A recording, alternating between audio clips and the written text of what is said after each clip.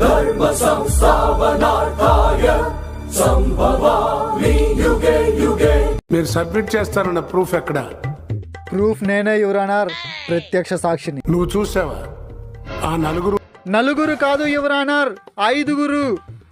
ఆ 5వ వాడెవడో కాదు, నేనే. మేము 5గురం కలిసి ఆ కోడిని దొంగతనం చేసాం, కోసుకొని తినేసాం.